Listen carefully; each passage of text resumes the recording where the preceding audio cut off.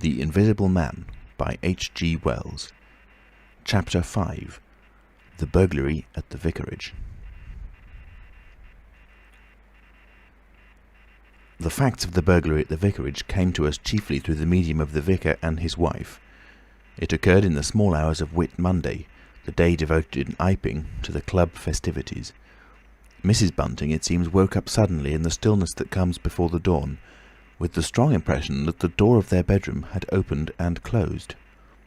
She did not arouse her husband at first, but sat up in bed, listening. She then distinctly heard the pad, pad, pad of bare feet coming out of the adjoining dressing-room and walking along the passage towards the staircase. As soon as she felt assured of this, she aroused the Reverend Mr. Bunting as quietly as possible. He did not strike a light, but putting on his spectacles, her dressing-gown, and his bath slippers, he went out onto the landing to listen. He heard quite distinctly a fumbling going on at his study desk downstairs, and then a violent sneeze. At that he returned to his bedroom, armed himself with the most obvious weapon, the poker, and descended the staircase as noiselessly as possible. Mr. Bunting came out on the landing. The hour was about 4, and the ultimate darkness of the night was past. There was a faint shimmer of light in the hall, but the study doorway yawned impenetrably black. Everything was still except the faint creaking of the stairs under Mr. Bunting's tread and the slight movements in the study.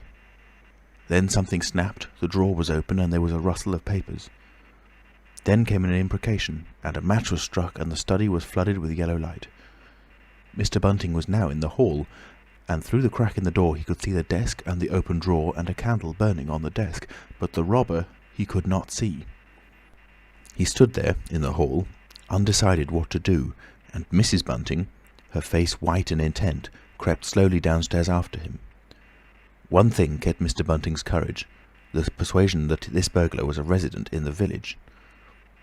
They heard the chink of money and realised that the robber had found the housekeeping reserve of gold, £2.10 in half sovereigns altogether. At that sound Mr. Bunting was nerved to abrupt action.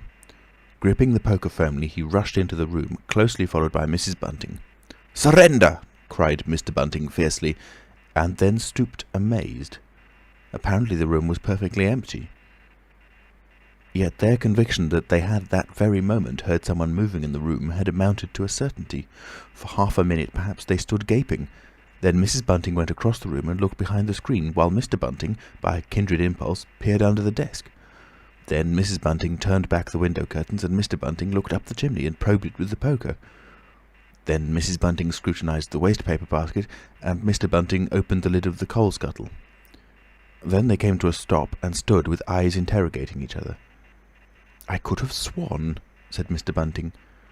"The candle," said Mrs. Bunting. "Who lit the candle?" "The drawer," said Mr. Bunting. "And the money's gone." She went hastily to the doorway.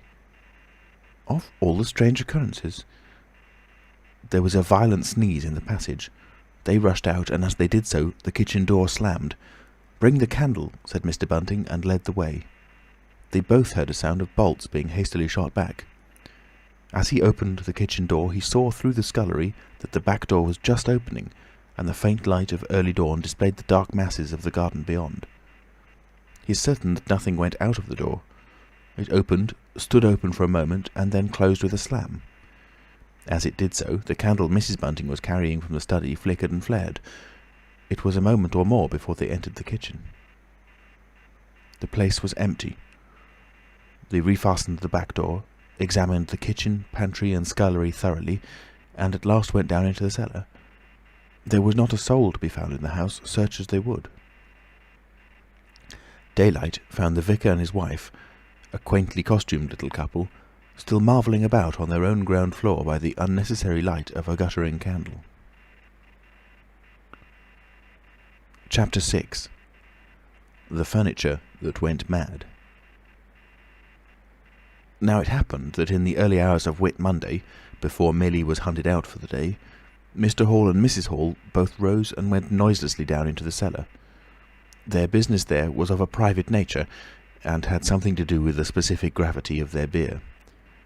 They had hardly entered the cellar when Mrs. Hall found she had forgotten to bring down a bottle of sarsaparilla from their joint room. As she was the expert and principal operator in this affair, Hall very properly went upstairs for it. On the landing he was surprised to see that the stranger's door was ajar.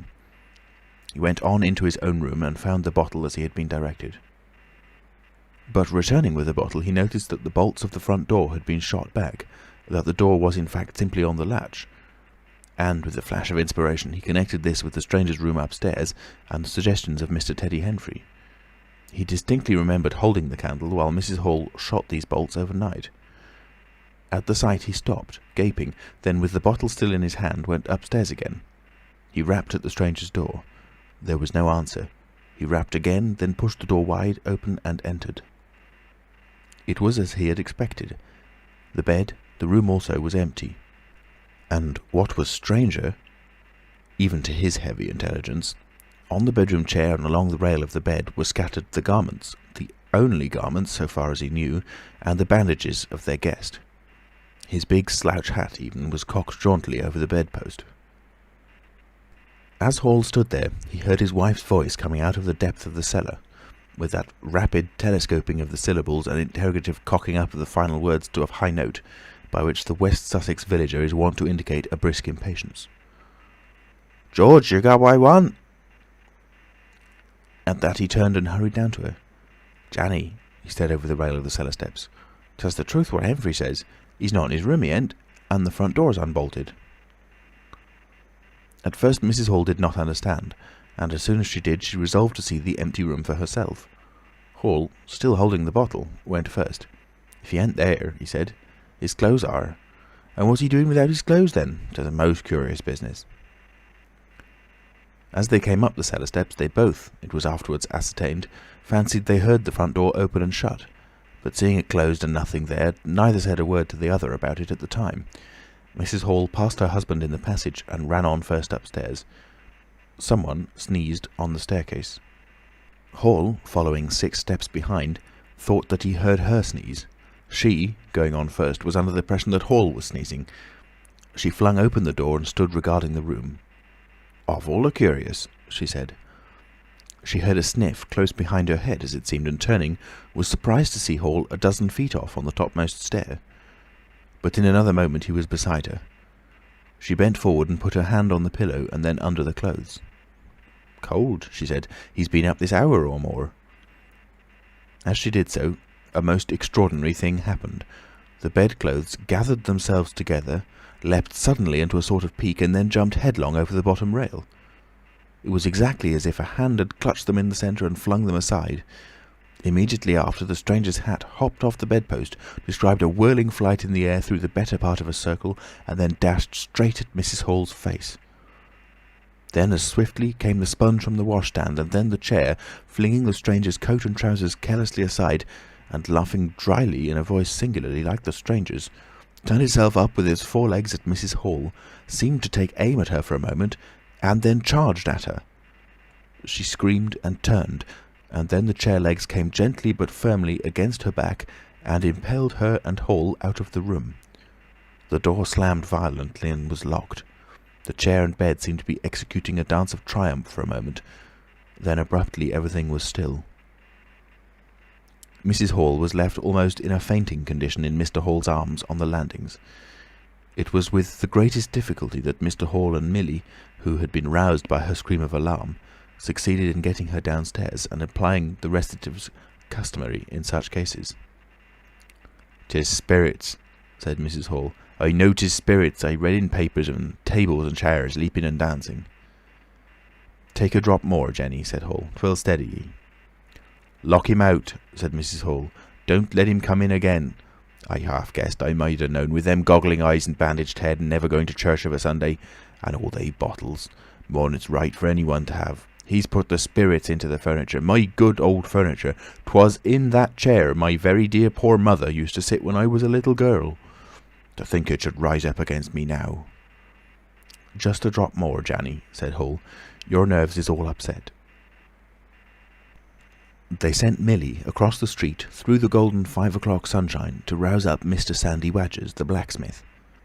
Mr. Hall's compliments, and the furniture upstairs was behaving most extraordinary. Would Mr. Wadgers come round? He was a knowing man, was Mr. Wadgers, and very resourceful. He took quite a grave view of the case. "I'm damned if that ain't witchcraft," was the view of Mr. Sandy Wadgers. "You want horseshoes for such gentry as he." He came round greatly concerned. They wanted him to lead the way upstairs to the room, but he didn't seem to be in any hurry. He preferred to talk in the passage. Over the way, Huxter's apprentice came out and began taking down the shutters of the tobacco window. He was called over to join the discussion. Mr. Huxter naturally followed over in the course of a few minutes. The Anglo-Saxon genius for parliamentary government asserted itself. There was a great deal of talk and no decisive action. "Let's have the facts first," insisted Mr. Sandy Wadgers. "Let's be sure we be acting perfectly right in busting that there door open.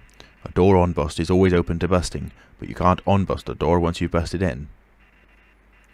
And suddenly and most wonderfully, the door of the room upstairs opened of its own accord, and as they looked up in amazement, they saw descending the stairs the muffled figure of the stranger, staring more blankly and blankly than ever before, with those unreasonably large blue glass eyes of his. He came down stiffly and slowly, staring all the time. He walked across the passage, staring, and then stopped. "Look there," he said, and their eyes followed the direction of his gloved finger and saw a bottle of sarsaparilla hard by the cellar door. Then he entered the parlour and suddenly, swiftly, viciously slammed the door in their faces. Not a word was spoken until the last echoes of the slam had died away. They stared at one another. "Well, if that don't lick everything," said Mr. Wadgers, and left the alternative unsaid. "I'd go in and ask about it," said Wadgers to Mr. Hall. "I'd demand an explanation." It took some time to bring the landlady's husband up to that pitch. At last he rapped, opened the door, and got as far as "Excuse me." "Go to the devil," said the stranger in a tremendous voice, "and shut that door after you." So that brief interview terminated. Chapter 7. The Unveiling of the Stranger. The stranger went into the little parlour of the Coach and Horses about 5:30 in the morning, and there he remained until near midday, the blinds down, the door shut, and none, after Hall's repulse, venturing near him. All that time he must have fasted. Thrice he rang his bell, the third time furiously and continuously, but no one answered him. "Him and his go to the devil indeed," said Mrs. Hall. Presently came an imperfect rumour of the burglary at the vicarage, and two were put together. Hall, assisted by Wadgers, went off to find Mr. Shuttleforth, the magistrate, and take his advice. No one ventured upstairs. How the stranger occupied himself is unknown. Now and then he would stride violently up and down, and twice came an outburst of curses, a tearing of paper, and a violent smashing of bottles. The little group of scared but curious people increased. Mrs. Huxter came over, some gay young fellows resplendent in black ready-made jackets and piqué paper ties, for it was Whit Monday, joined the group with confused interrogations. Young Archie Harker distinguished himself by going up the yard and trying to peep under the window blinds. He could see nothing, but gave reason for supposing that he did, and others of the Iping youth presently joined him. It was the finest of all possible Whit Mondays, and down the village street stood a row of nearly a dozen booths, a shooting gallery, and on the grass by the forge were 3 yellow and chocolate waggons, and some picturesque strangers of both sexes putting up a cocoanut shy. The gentlemen wore blue jerseys, the ladies white aprons, and quite fashionable hats with heavy plumes. Wodger, of the Purple Fawn, and Mr. Jaggers, the cobbler, who also sold old second-hand ordinary bicycles, were stretching a string of Union Jacks and Royal Ensigns, which had originally celebrated the first Victorian Jubilee, across the road.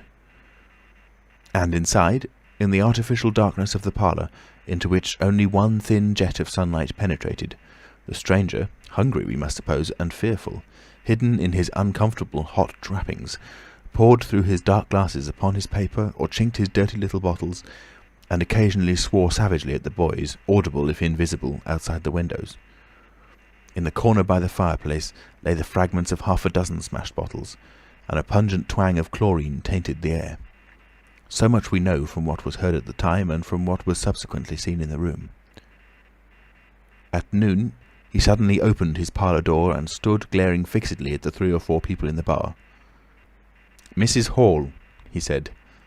Somebody went sheepishly and called for Mrs. Hall. Mrs. Hall appeared after an interval, a little short of breath, but all the fiercer for that. Hall was still out. She had deliberated over this scene, and she came holding a little tray with an unsettled bill upon it. "Is it your bill you're wanting, sir?" she said. "Why wasn't my breakfast laid? Why haven't you prepared my meals and answered my bell? Do you think I live without eating?" "Why isn't my bill paid?" said Mrs. Hall. "That's what I want to know." "I told you 3 days ago I was awaiting a remittance." "I told you 3 days ago I wasn't going to await no remittances. You can't grumble if your breakfast waits a bit if my bill's been waiting these 5 days, can you?" The stranger swore, briefly but vividly. "Nar, nar," from the bar. "And I'd thank you kindly, sir, if you'd keep your swearing to yourself, sir," said Mrs. Hall. The stranger stood looking more like an angry diving helmet than ever. It was universally felt in the bar that Mrs. Hall had the better of him. His next words showed as much. "Look here, my good woman," he began. "Don't good woman me," said Mrs. Hall. "I've told you my remittance hasn't come." "Remittance indeed," said Mrs. Hall. "Still, I dare say in my pocket. You told me 3 days ago that you hadn't anything but a sovereign's worth of silver upon you." "Well, I've found some more." "Hullo," from the bar. "I wonder where you found it," said Mrs. Hall. That seemed to annoy the stranger very much. He stamped his foot. "What do you mean?" he said. "That I wonder where you found it," said Mrs. Hall. "And before I take any bills, or get any breakfasts, or do any such things whatsoever, you've got to tell me 2 things I don't understand, and what nobody don't understand, and what everybody is very anxious to understand. I want to know what you've been doing to my chair upstairs, and I want to know how 'tis your room was empty, and how you got in again. Them as stops in this house comes in by the doors, that's the rule of the house, and that you didn't do. And what I want to know is how you did come in, and I want to know—" Suddenly the stranger raised his gloved hands clenched, stamped his foot, and said, "Stop!" with such extraordinary violence that he silenced her instantly. "You don't understand," he said, "who I am or what I am. I'll show you. By heaven, I'll show you." Then he put his open palm over his face and withdrew it. The centre of his face became a black cavity. "Here," he said. He stepped forward and handed Mrs. Hall something which she, staring at his metamorphosed face, accepted automatically. Then, when she saw what it was, she screamed loudly, dropped it, and staggered back. The nose, it was the stranger's nose, pink and shining, rolled on the floor.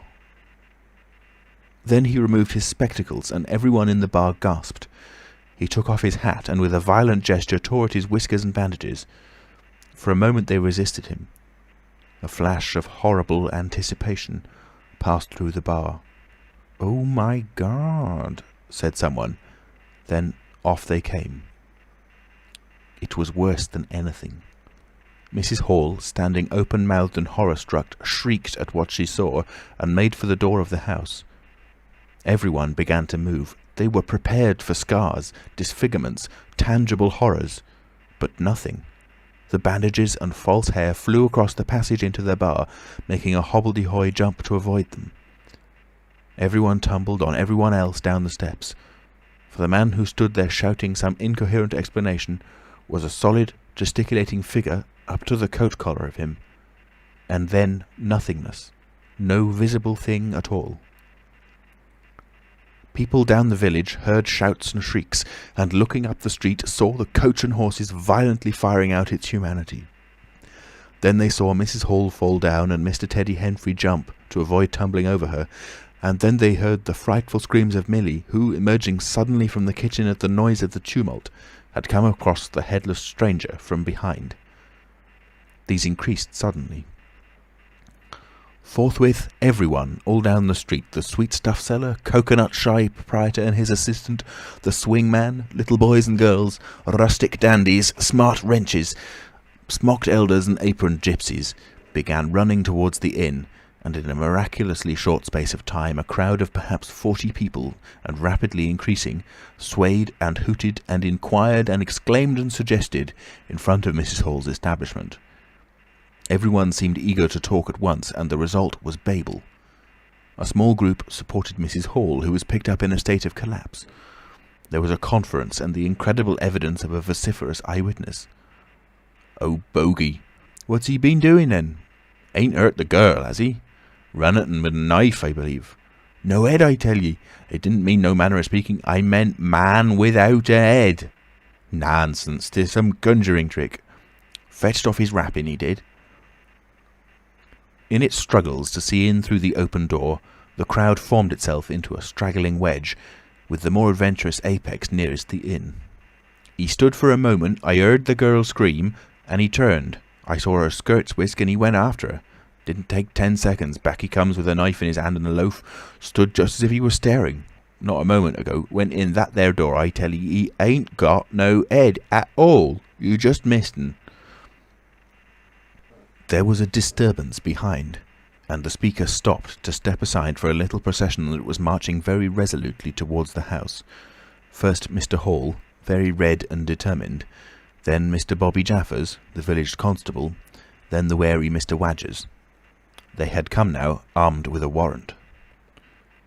People shouted conflicting information of the recent circumstances. "Ed or no Ed," said Jaffers, "I got arrestin', and restin' I will."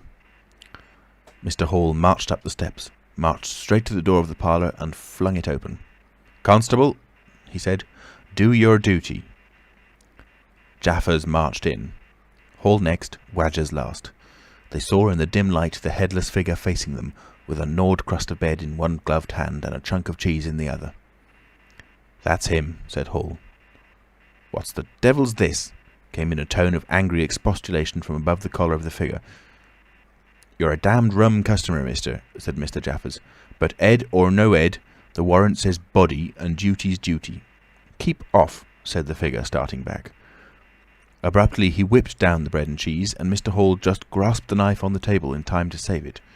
Off came the stranger's left glove, and was slapped in Jaffers' face. In another moment, Jaffers, cutting short some statement concerning a warrant, had gripped him by the handless wrist and caught his invisible throat. He got a sounding kick on the shin that made him shout, but kept his grip. Hall sent the knife sliding along the table to Wadgers, who acted as goalkeeper for the offensive, so to speak, and then stepped forward as Jaffers and the stranger swayed and staggered towards him, clutching and hitting in. A chair stood in the way and went aside with a crash as they came down together. "Get the feet," said Jaffers between his teeth. Mr. Hall, endeavouring to act on instructions, received a sounding kick in the ribs that disposed of him for a moment, and Mr. Wadgers, seeing the decapitated stranger had rolled over and got the upper side of Jaffers, retreated towards the door, knife in hand, and so collided with Mr. Huxter and the Sidderbridge carter coming to the rescue of law and order. At the same moment, down came 3 or 4 bottles from the chiffonnier, and shot a web of pungency into the air of the room. "I'll surrender," cried the stranger, though he had Jaffers down, and in another moment he stood up panting, a strange figure, headless and handless, for he had pulled off his right glove now as well as his left. "It's no good," he said, as if sobbing for breath. It was the strangest thing in the world to hear that voice coming as if out of empty space. But the Sussex peasants are perhaps the most matter-of-fact people under the sun. Jaffers got up also and produced a pair of handcuffs. Then he stared. "I say," said Jaffers, brought up short by a dim realisation of the incongruity of the whole business. "Darn it, can't use 'em as I can see." The stranger ran his arm down his waistcoat, and as if by a miracle the buttons to which his empty sleeve pointed became undone. Then he said something about his shin and stooped down. He seemed to be fumbling with his shoes and socks. "Why," said Huxter suddenly, "that's not a man at all. It's just empty clothes. Look, you can see down his collar and the linings of his clothes. I could put my arm." He extended his hand. It seemed to meet something in mid-air, and he drew it back with a sharp exclamation. "I wish you'd keep your fingers out of my eye," said the aerial voice in a tone of savage expostulation. "The fact is, I am all here, head, hands, legs, and all the rest, but it happens I'm invisible. It's a confounded nuisance, but I am. There's no reason why I should be poked to pieces by every stupid bumpkin in Iping, is it?" The suit of clothes, now all unbuttoned and hanging loosely upon its unseen supports, stood up, arms akimbo. several other of the men folks had now entered the room, so that it was closely crowded. "Invisible, eh?" said Huxter, ignoring the stranger's abuse. "Who ever heard the likes of that?" "It's strange, perhaps, but it's not a crime. Why am I assaulted by a policeman in this fashion?" "Ah, that's a different matter," said Jaffers. "No doubt you're a bit difficult to see in this light, but I got a warrant and it's all correct. What I'm after ain't no invisibility, it's burglary. There's a house been broke into and money took." "Well, and circumstances certainly point—" "Stuff and nonsense," said the Invisible Man. "I hope so, sir, but I've got my instructions." "Well," said the stranger, I'll come, but no handcuffs." "It's the regular thing," said Jaffers. "No handcuffs," stipulated the stranger. "Pardon me," said Jaffers. Abruptly the figure sat down, and before anyone could realise what was being done, the slippers, socks and trousers had been kicked off under the table. Then he sprang up again and flung off his coat.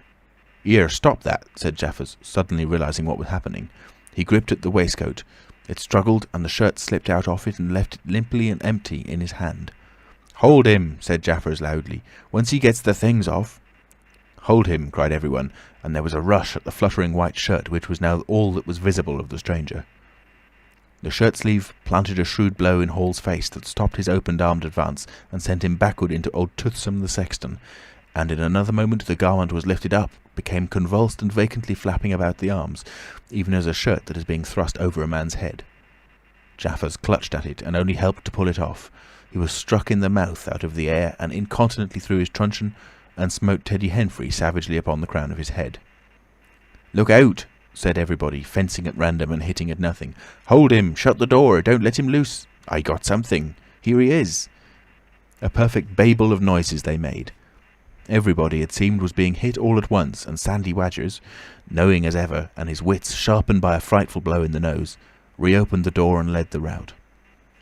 The others, following incontinently, were jammed for a moment in the corner by the doorway. The hitting continued.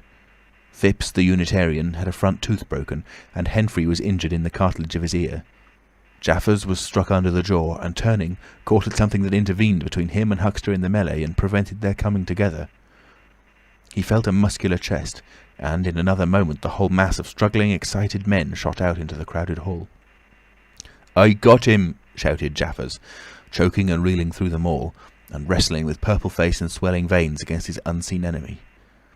Men staggered right and left as the extraordinary conflict swayed swiftly towards the house door and went spinning down the half-dozen steps of the inn. Jaffers cried in a strangled voice, holding tight nevertheless and making play with his knee, spun around and fell heavily undermost with his head on the gravel. Only then did his fingers relax. There were excited cries of "Hold him!" "Invisible!" and so forth, and a young fellow, a stranger in the place whose name did not come to light, rushed in at once, caught something, missed his hold, and fell over the constable's prostrate body. Halfway across the road a woman screamed as something pushed by her. A dog, kicked apparently, yelped and ran howling into Huxter's yard, and with that the transit of the Invisible Man was accomplished. For a space people stood amazed and gesticulating, and then came panic and scattered them abroad through the village as a gust scatters dead leaves. But Jaffers lay quite still, face upward and knees bent, at the foot of the steps of the inn.